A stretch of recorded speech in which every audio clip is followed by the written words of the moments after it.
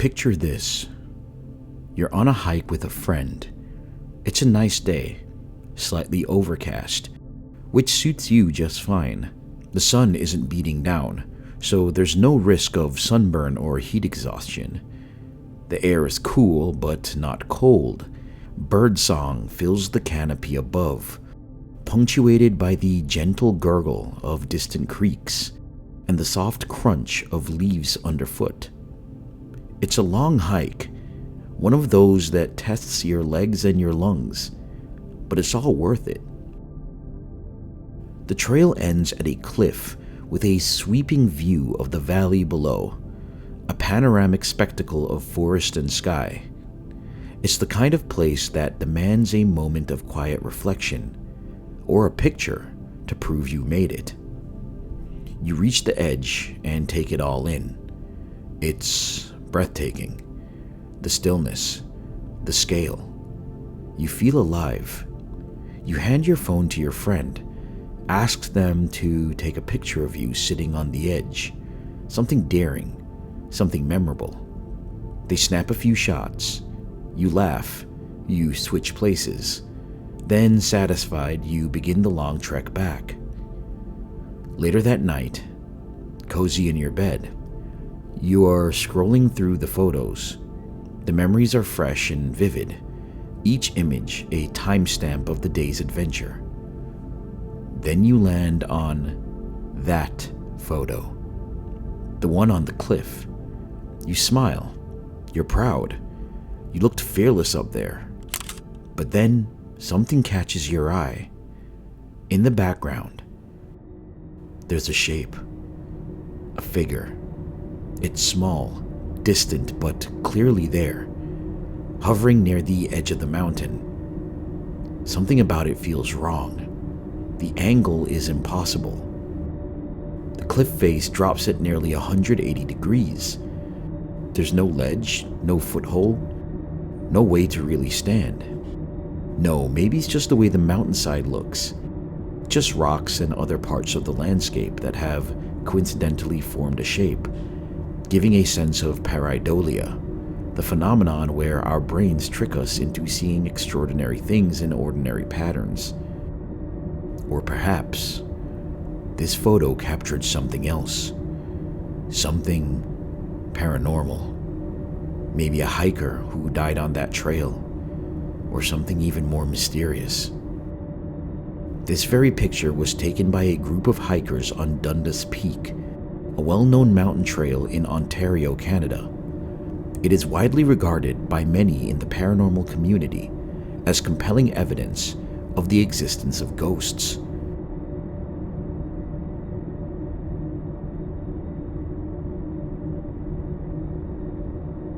But why am I bringing up this now famous and widely circulated photograph?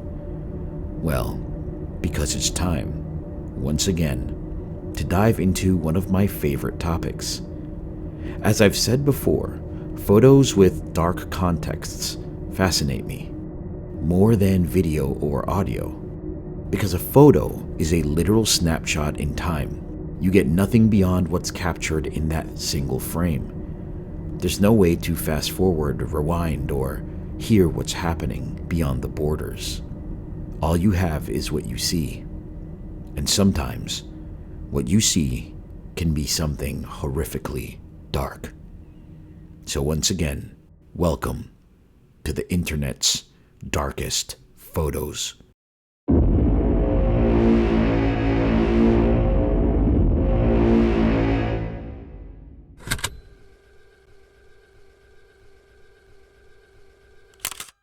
Look at this photo.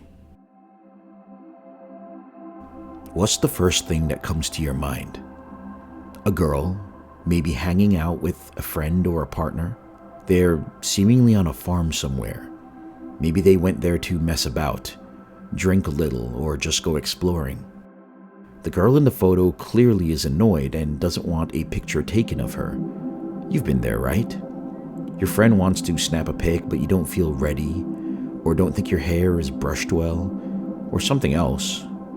You put your hands up in protest, but this picture, this image, the truth behind it, the actual context of what is happening here, is far, far darker.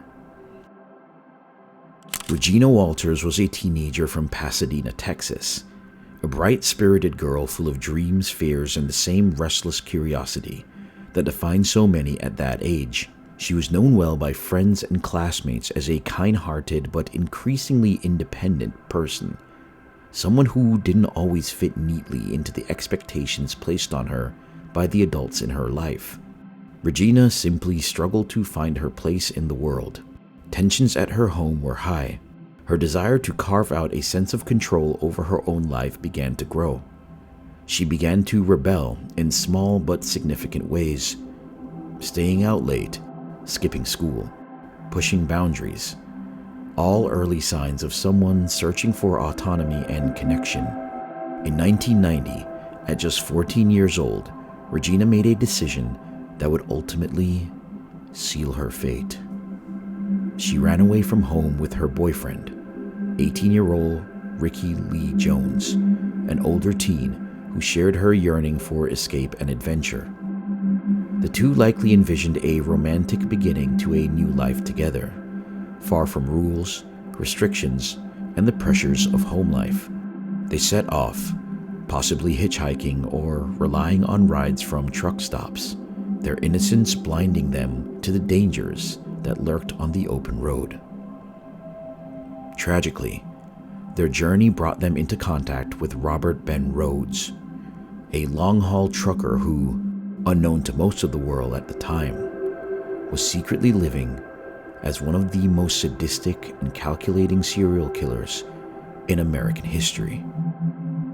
Rhodes, also known as the Truck Stop Killer, was the embodiment of hidden evil.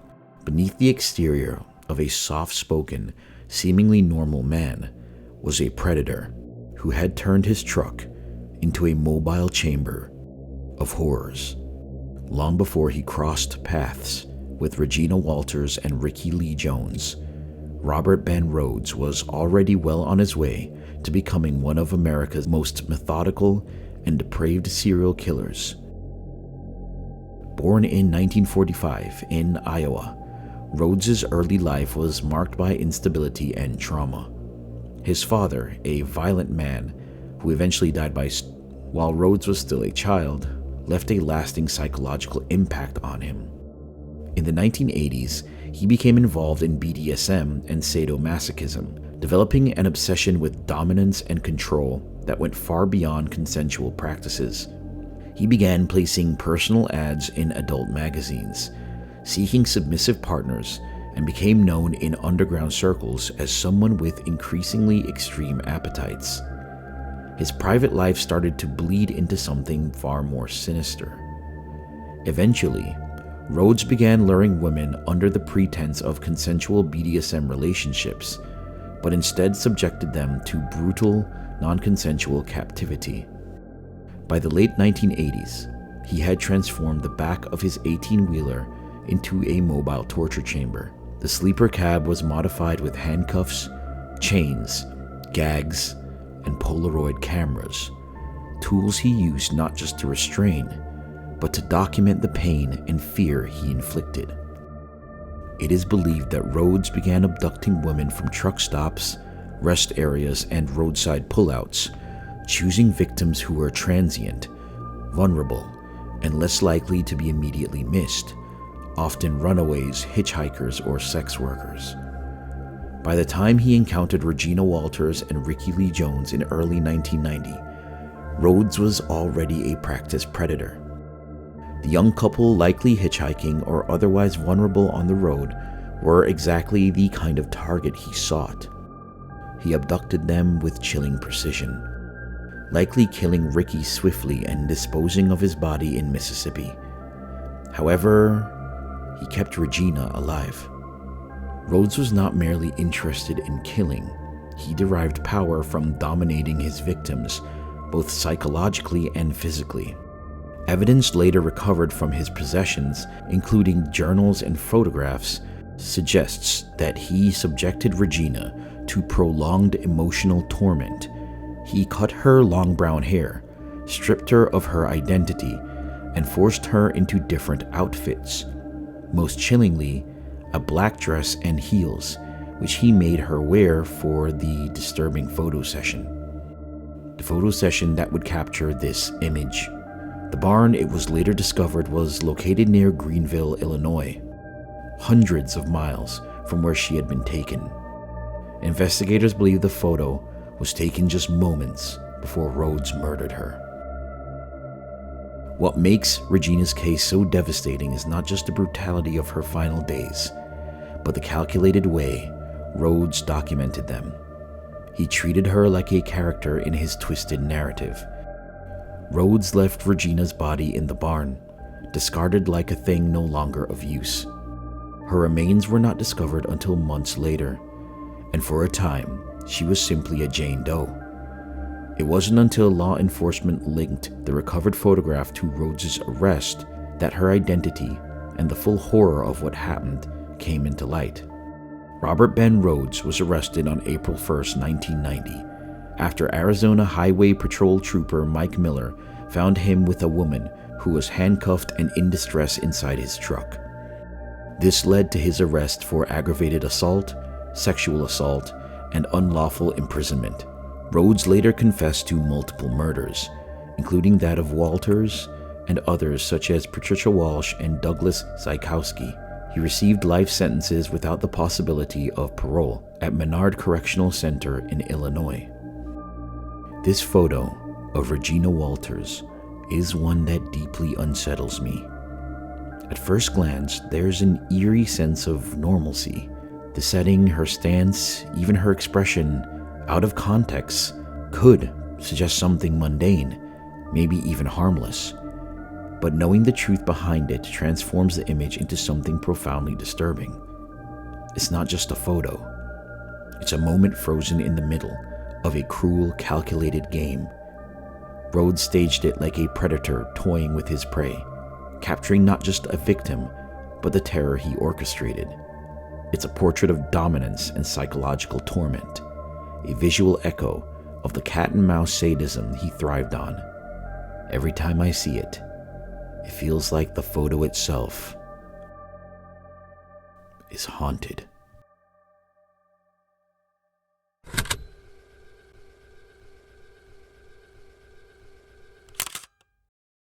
Let's talk about the harrowing and still unsolved disappearance and deaths of Lisanne Froon and Chris Kremers.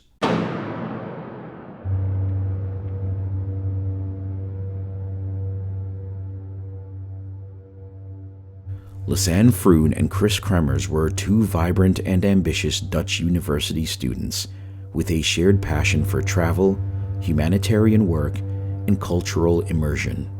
Both hailed from the Netherlands and had recently graduated. As part of a dream adventure before fully settling into their postgraduate lives, they planned a 6-week journey through Panama. Their goals were equal parts altruistic and exploratory. They intended to volunteer with local children, learn Spanish, and experience the natural beauty of Central America. After arriving in Panama in March of 2014, they made their way to the mountain town of Boquete, a quiet, picturesque destination known for its lush cloud forests, coffee plantations, and rugged hiking trails. They quickly settled into the local rhythm, attending Spanish lessons and preparing to begin volunteer work with children at a nearby school. On April 1st, 2014, the two friends decided to take advantage of a sunny afternoon by hiking the El Pianista Trail, a moderately challenging, well-known path that climbed into the misty highlands above Boquete. The trail, popular with tourists and locals alike, leads to a scenic overlook of the Continental Divide. It was not considered especially dangerous, and with their youth, physical fitness, and prior hiking experience, Chris and Lisanne were more than capable of handling it. That morning, they were seen enjoying a casual lunch with fellow travelers in town. Around midday, they left their hostel with a backpack, a Canon digital camera, and their phones.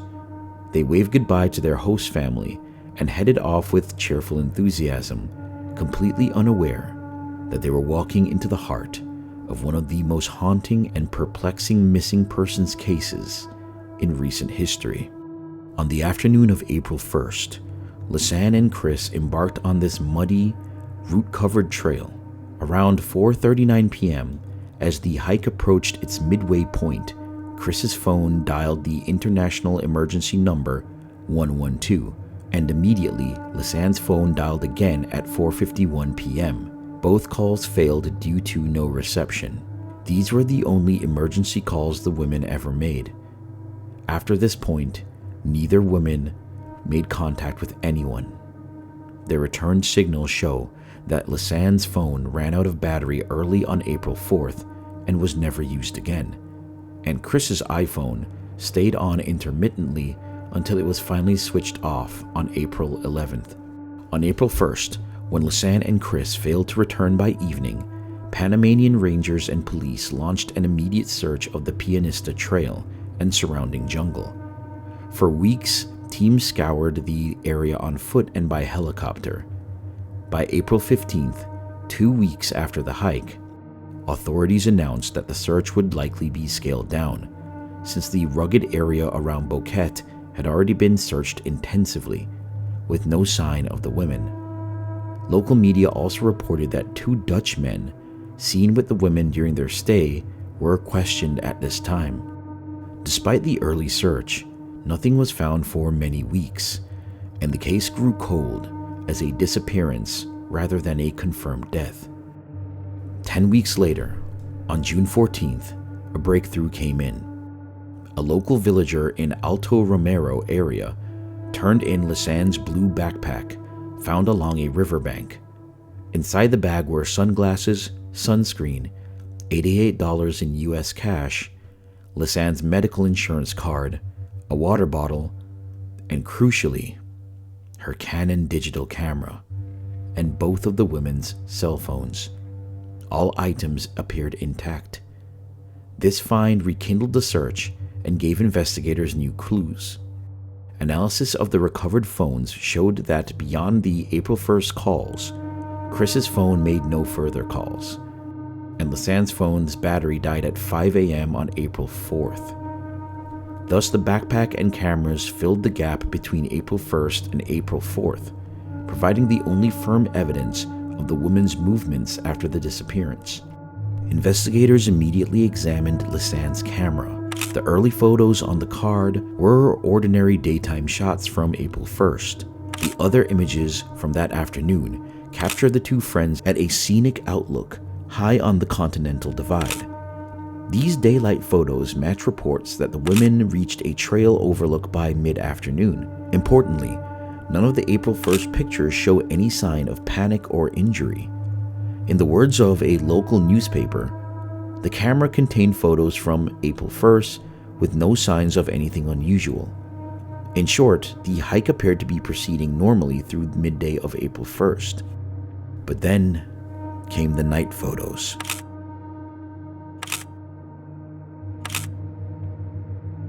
Taken in the dead of night on April 8th, a full week after the women were last seen alive. These images, over 90 flash photographs captured between approximately 1 a.m. and 4 a.m., offer an unsettling glimpse into what may have been their final hours. The vast majority of the images are almost completely black, with only the harsh flash revealing slivers of the jungle, close-ups of moist foliage, tangled roots, moss-covered stones, and dripping leaves.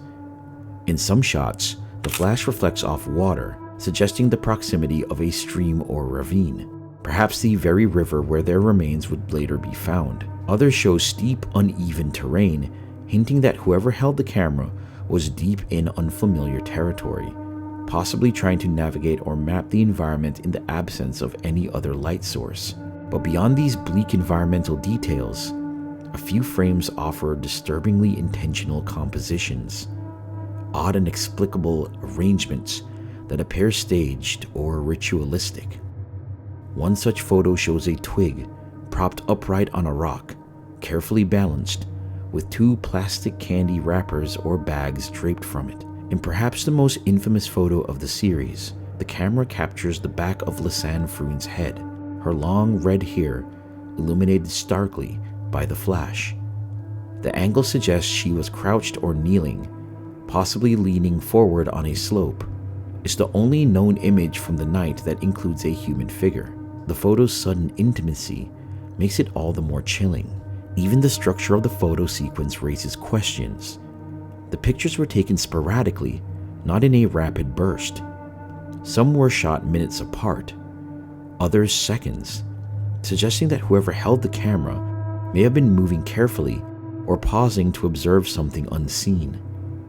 The consistent use of flash indicates a purposeful attempt to illuminate the surroundings, perhaps to scout a path, document evidence, or attract rescue. Alternatively, some theorists have posited that the flash was used to frighten off wildlife or signal across the jungle, though no animals appear in any of the frames.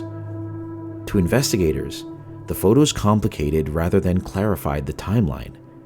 The fact that the camera was in use for so long after the initial emergency calls implies that at least one of the women was alive on April 8th, 7 days after they vanished. However, Chris's iPhone had stopped making calls days earlier and was only being intermittently powered on without her PIN being entered, raising the possibility that only Lisanne was alive at this time, trying to survive or locate her friend's body in the dark. This reading is speculative, but not easily dismissed. Following the backpack discovery, search teams focused on the rivers near Alto Romero. In early July, about a month after the backpack was found, climbers and villagers found Lisanne's left pelvis and Chris's foot still in its hiking boot on the opposite banks of the Culebru River. The denim hiking shorts that Chris had worn were found draped over a nearby rock, contrary to early rumors that they were neatly folded. In the following days, additional expeditions recovered about 33 scattered bone fragments from the same riverbank and upstream areas. Laboratory DNA tests soon confirmed that all the remains were those of Lisanne Froon and Chris Kremers. Forensic examination of the bones yielded no evidence of violence. A Panamanian anthropologist reported no discernible scratches of any kind on the bones, neither of natural nor cultural origin. There are no marks on the bones at all. This indicates neither tool nor weapon strikes. Lisanne's remains were in better condition. About 10% of her skeleton was found, some with tissue still attached, while only about 5% of Chris's bones were recovered. In March 2015, Dutch investigators announced their provisional conclusion. The most plausible scenario was a tragic accident. They believe Lisanne and Chris had become lost, fallen from a steep embankment or cliff along the trail. This explanation fit the evidence: falling rocks, the steep gorge below El Pianista, and the lack of defensive wounds. However, without witnesses or a complete skeleton, it could not be proven definitively. Despite the official ruling of accident, alternate theories quickly emerged and proliferated across online forums. From the beginning, many found it difficult to believe that 2 young, fit, and experienced travelers could vanish so completely without foul play. The remote Panamanian jungle, beautiful as it is treacherous, is steeped in shadowy lore. Stories of cartel routes, illegal gold mining, and unpoliced trails used by smugglers have long fed the region's mythos. It didn't take long for speculation to leap from natural misadventure to more sinister scenarios: robbery, sexual assault, ritualistic murder, and even organ trafficking. While no direct evidence has ever connected Lisanne and Chris to any criminal element, the unsettling ambiguity of the photos found on Lisanne's camera gave rise to darker interpretations. The strange still life arrangements captured at night, the bags, the mirrors, the stones, the twigs, struck some as eerily ceremonial, even occult in nature. The flashlit image of the back of the woman's head, taken hours into the jungle night, fed rumors that someone else was there with them, someone forcing or staging the photographs. In the absence of the context, each frame became a canvas for projection. One of the more persistent theories centers on the idea that the women may have encountered a lone predator, either on the trail or after becoming lost. Panama's wilderness is vast and sparsely patrolled. It is not inconceivable, some argue, that a person familiar with the terrain could follow or even manipulate them into deeper isolation. In this narrative, the night photos could represent an attempt to document what was happening or to leave behind clues should they not survive. The odd compositions may be more than desperate signals. Some armchair investigators point to a cold case reopened in the area in 2017 involving the suspicious death of a female backpacker, speculating a potential pattern that authorities were unwilling to publicly connect. However, defenders of the accidental death explanation, including friends, family members, and elements within the Dutch and Panamanian investigative teams, continue to stress the lack of clear evidence for foul play. Forensics indicated that no attempt had been made to erase the data on the camera, suggesting there was no need or no perpetrator left alive to cover any tracks.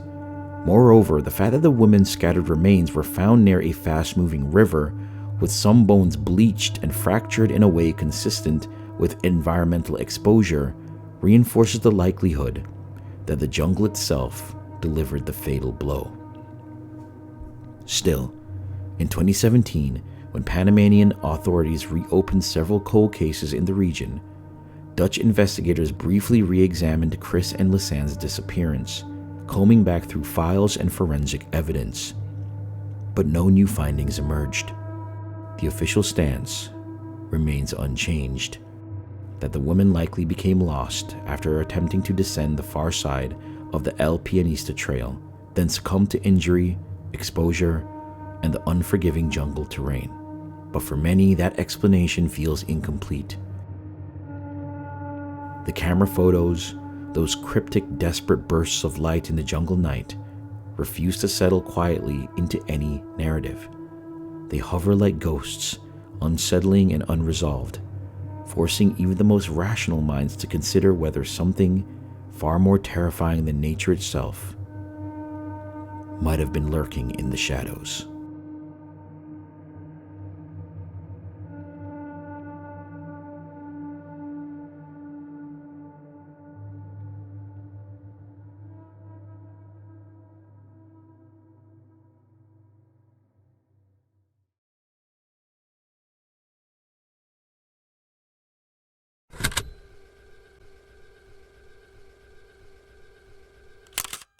Bobby Jamison and his wife Sherilyn and their 6-year-old daughter Madison lived in Eufaula, Oklahoma. Both parents were disabled and struggling financially. In late 2009, the couple had agreed to visit a 40-acre parcel of undeveloped land near Red Oak in the San Bois Mountains that they were considering buying. On April 8, 2009, they loaded up their white pickup truck for the short 30-mile drive into the hills. Home surveillance video from that day shows Bobby and Sherilyn silently moving belongings from their house into the truck, dozens of trips back and forth, in a slow, deliberate rhythm described by investigators as almost trance-like. The couple told neighbors they were going on an outing, officially to meet the landowner, and they took their little dog Maisie as well as Madison.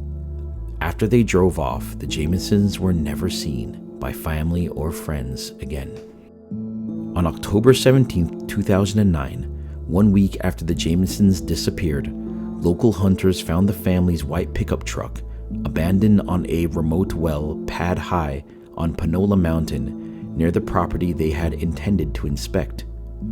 The truck was largely still intact and in working order, with fuel in the tank and no signs of a collision. Inside were the family's personal items, Sherilyn's purse and Bobby's wallet and IDs, as well as their cell phones, a GPS unit, and an extraordinary $32,000 in cash, stashed underneath the seat.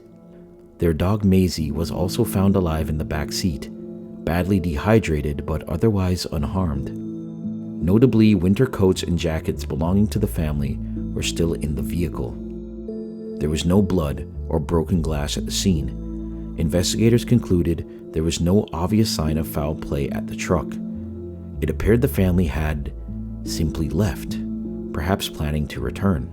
Late that October, more than 300 volunteers and law enforcement officers mounted an air and ground search of the surrounding wilderness. Cadaver dogs and helicopters scoured the area, and one dog repeatedly scented something near a water tower. But despite extensive searching, the Jamisons were nowhere to be found. Sheriff Israel Beauchamp, who led the original investigation, noted that heavy rains had fallen during the week after the family had disappeared, but he doubted a creek could have washed 2 adults away. He also confirmed that Bobby and Sherilyn were disabled and on disability, and thus did not work. The couple had recently moved from the Oklahoma City area into the rural Lake Eufaula community, and they often took trips in their RV or stayed at timeshares. Yet the disappearance, leaving so much cash and their dog behind, baffled all who knew them. The 2 pieces of evidence from the day that they vanished were eerie. First, of course, was the home surveillance video from October 8th. As stated before, showed Bobby and Sherilyn, as you can see, loading the truck in silence, nearly motionless in expression. They lugged boxes and a large plastic container without talking, raising eyebrows about the state of their mind. The sheriff later remarked that Sherilyn's handgun and the brown briefcase she placed in the truck were never recovered. Some investigators noted the couple's dazed appearance, theorizing it could suggest they were under the influence of drugs or medication, though this has never been confirmed.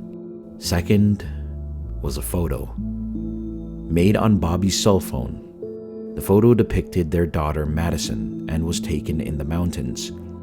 In the picture, the little girl is sitting on a rock and looking away with her arms crossed.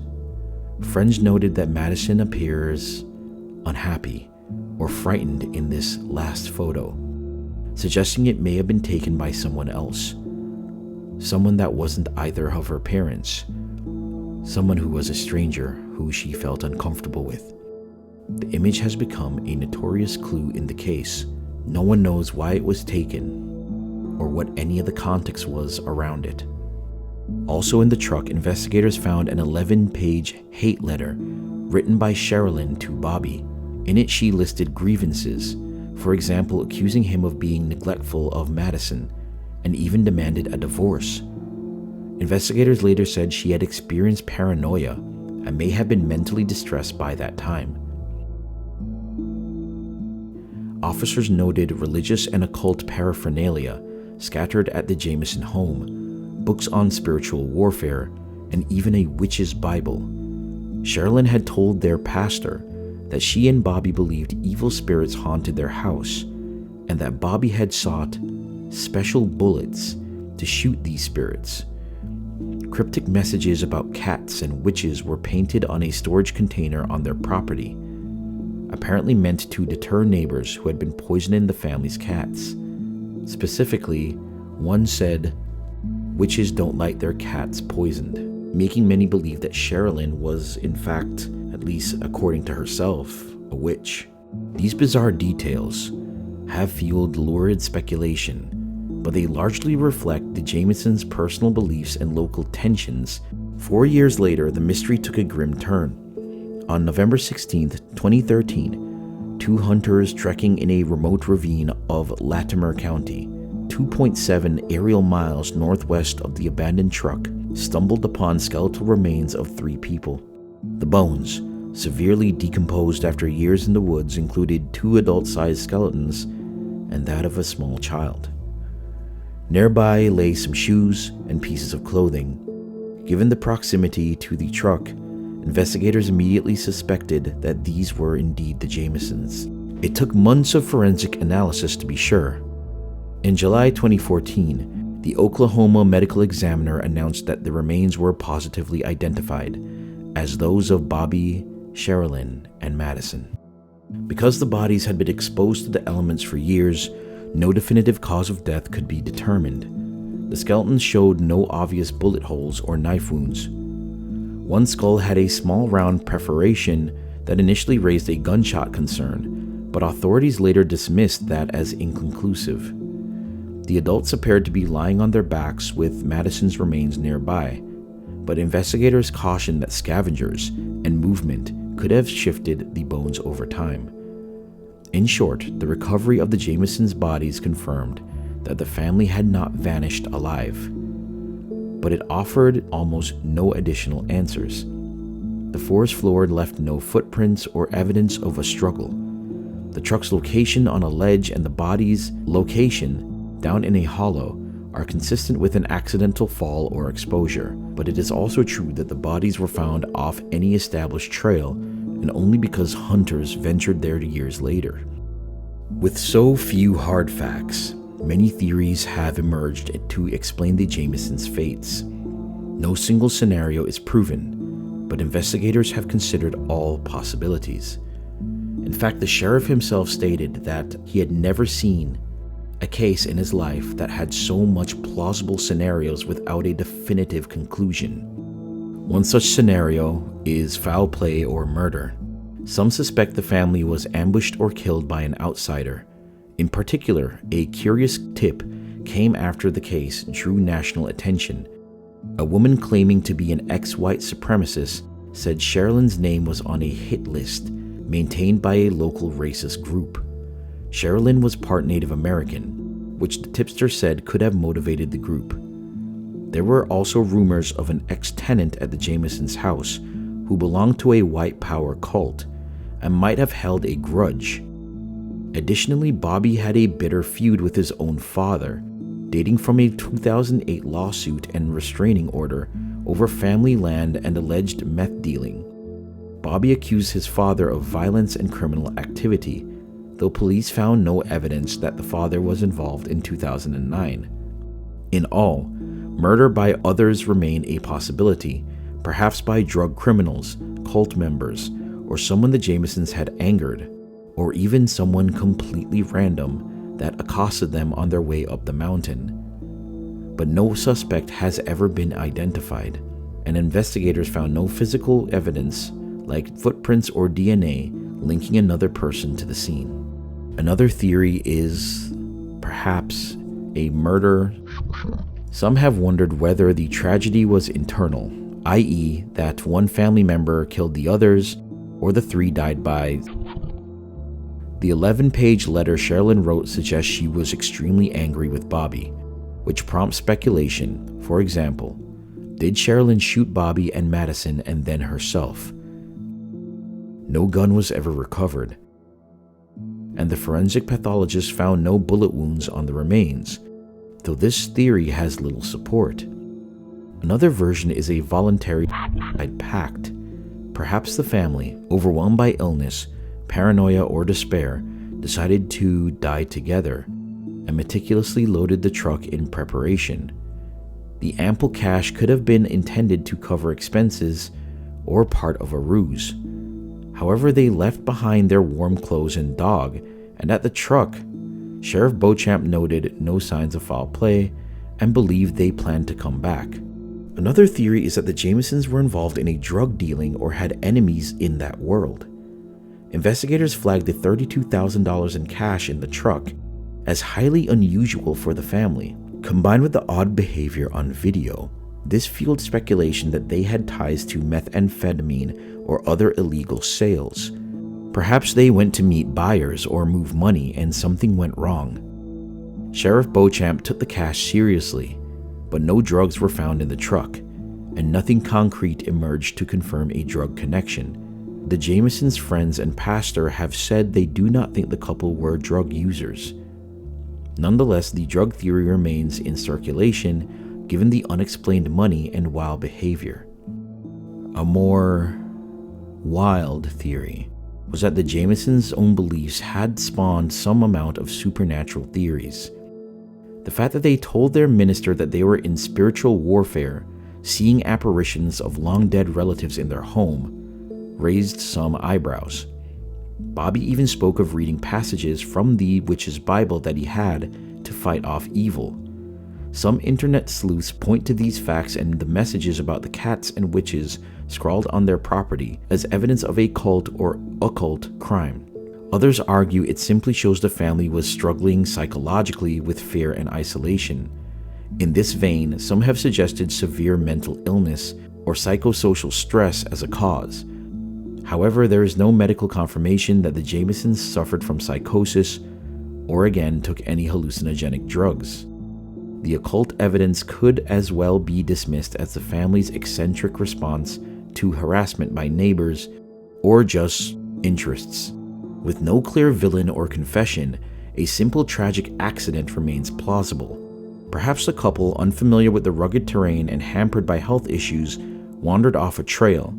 Their skeleton remains were found in a steep, leaf-covered ravine just miles away from their truck.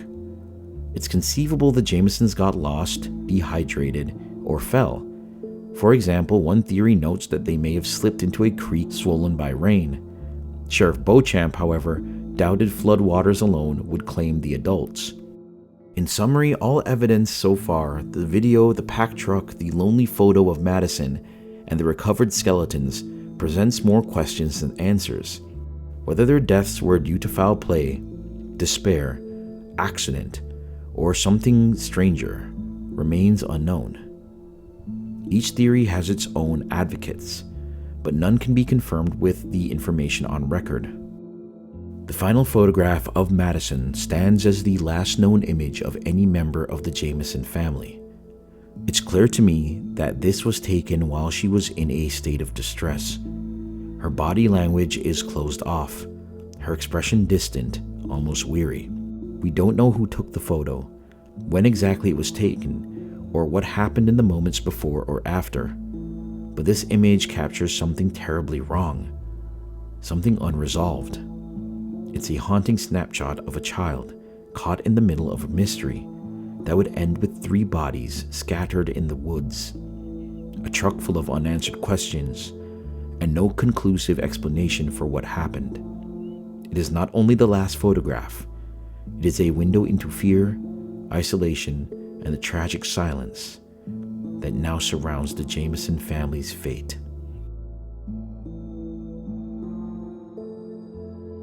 Some photos on the internet hold a strange and unsettling power. They freeze a moment in time that often speaks louder than any investigation ever could. Stripped of context yet drenched in implication, these images haunt us because they hint at stories we'll never fully understand. Thanks again for joining me for another dive into the dark. Have fun taking your photos, and please, stay safe out there.